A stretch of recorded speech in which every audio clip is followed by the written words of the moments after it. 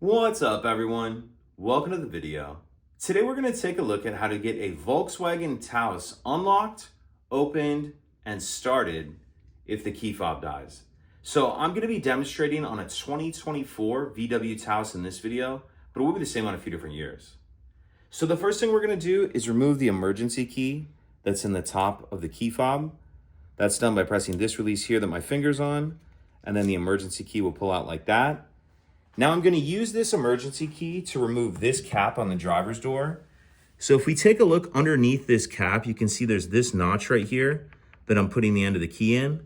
So what I'm going to do is stick the key all the way up in that notch, and then I'm going to pull back on the key like this. And as I do that, it's going to pull this cap out.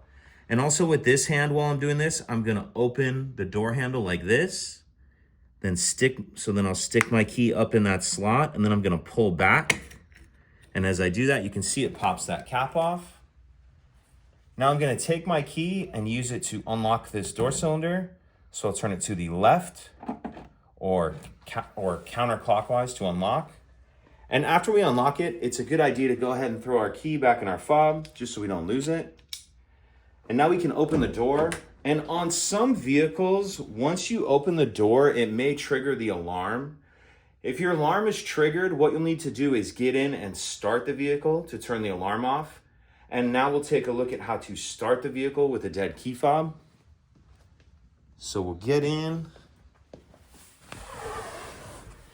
And in order to start the vehicle with a dead key fob, what I'm going to do is come in here and press the stop start button without pressing the brake. Then I'm going to come over here and hold the key fob up to that little key icon right there. And then as you heard, it'll start beeping and it turns the ignition to the on position. And then we can start the vehicle as normal.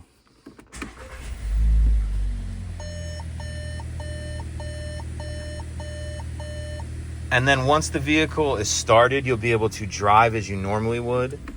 And then the only other thing you'll want to do is replace the battery in your key fob as soon as you can.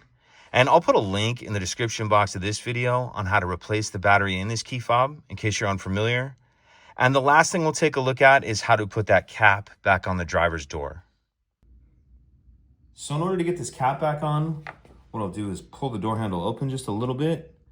And then I'm going to hook this back on. And I'm going to hook kind of the right side on first, just a little bit. So get that right side hooked and then snap it on like that. And that's it.